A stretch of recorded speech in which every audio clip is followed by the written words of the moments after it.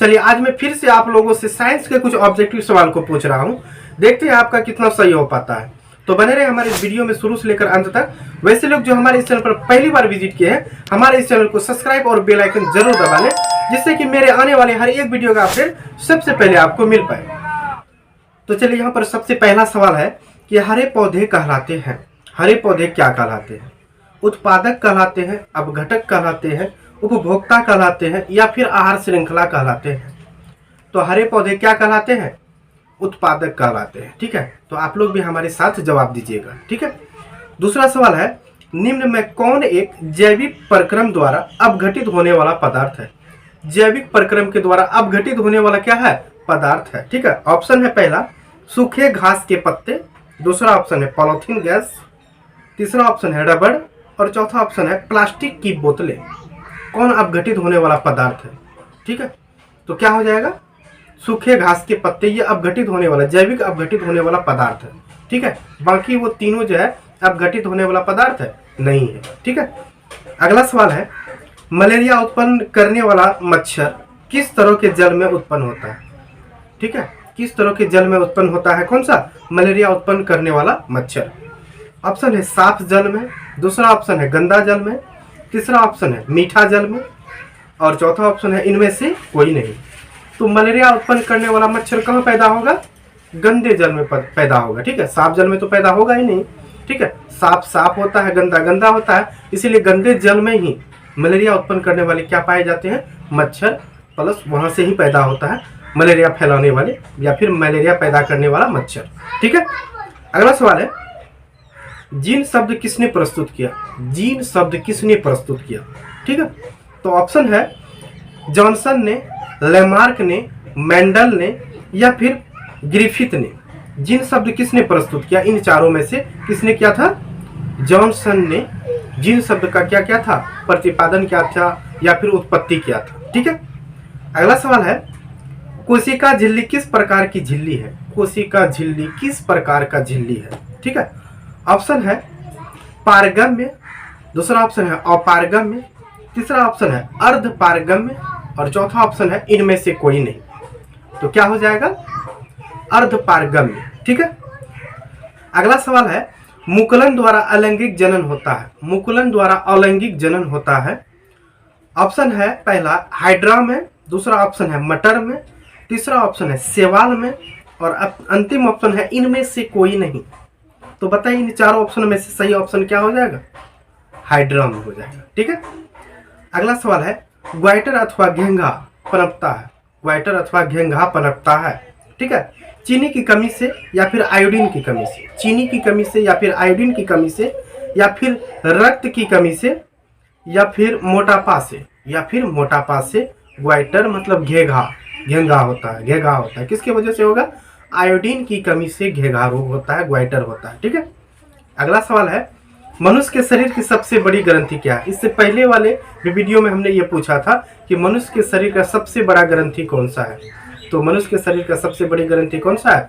यकृत यानी कि लीवर है। ठीक है, अगला सवाल है, विभिन्न क्रियाओं के फलस्वरूप बने हानिकारक पदार्थों को शरीर से बाहर निकालने के तंत्र को कहते हैं। यानी बहुत सारी क्रिया के द्वारा हमारे शरीर में अपशिष्ट पदार्थ बन जाते हैं और वो निकलता है। ठीक है, अपशिष्ट पदार्थ जो है हमारे शरीर से क्या हो जाता है? निकलता है, हानिकारक पदार्थ निकल जाता है।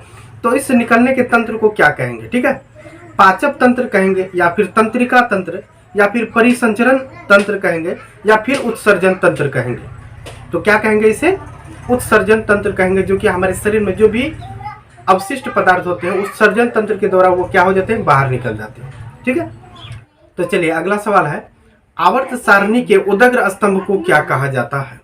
आवर्त सारणी के उदग्र स्तंभ को क्या कहा जाता है? पहला ऑप्शन है वर्ग कहा जाता है, दूसरा ऑप्शन है आवर्त कहा जाता है या फिर तीसरा ऑप्शन है अपरूप कहा जाता है, चौथा ऑप्शन है इनमें से कोई नहीं। तो आवर्त सारणी के उदग्र स्तंभ को क्या कहा जाता है? वर्ग कहा जाता है। ठीक है, चलिए अगला सवाल है कि सीसा और टीन की मिश्र धातु को क्या कहते हैं? सीसा और टीन की मिश्र धातु को क्या कहा जाता है? सोल्डर कहा जाता है या फिर स्टील कहा जाता है या फिर गन मेटल कहा जाता है या फिर मल धातु कहा जाता है? तो सीसा और टीन की मिश्र धातु को क्या कहा जाता है? सोल्डर कहा जाता है। ठीक है, चलिए अगला सवाल है, कौन सा अधातु कमरे के ताप पर द्रव हो जाता है? आखिर कौन सा ऐसा अधातु है जो कि कमरे के ताप पर द्रव हो जाता है? ब्रोमीन है, या फिर पारा, या फिर तांबा, या फिर एल्यूमिनियम? तो कौन सा होगा?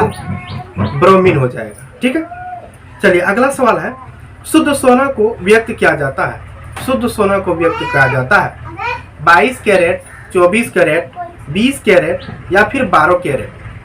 तो कितना हो जाएगा? शुद्ध सोना को 24 कैरेट से क्या किया जाता है? व्यक्त किया जाता है। ठीक है, अगला सवाल है, हमारे शरीर में पीएच कितने पारस के बीच कार्य करता है? हमारा शरीर में जो है पारस जो है कितने पीएच में कार्य करता है?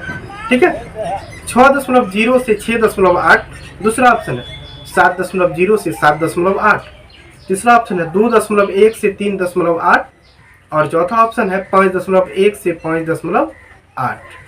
तो इसका सही जवाब क्या हो जाएगा?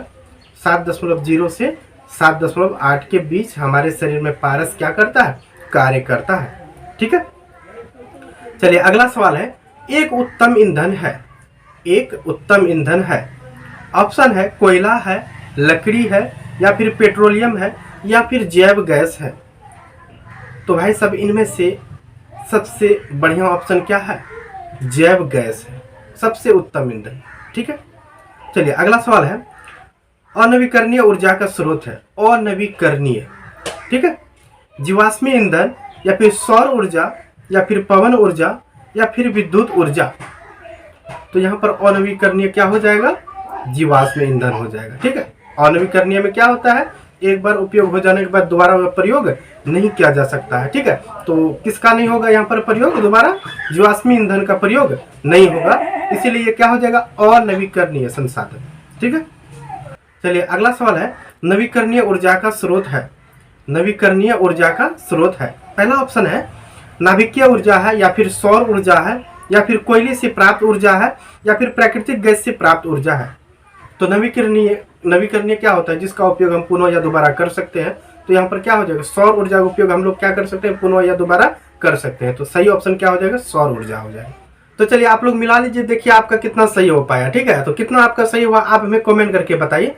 तो आई होप कि आपको हमारा ये वीडियो बहुत अच्छा लगा होगा। चलिए मिलते हैं नेक्स्ट वीडियो में, तब तक के लिए हमें इजाजत दें। जय हिंद।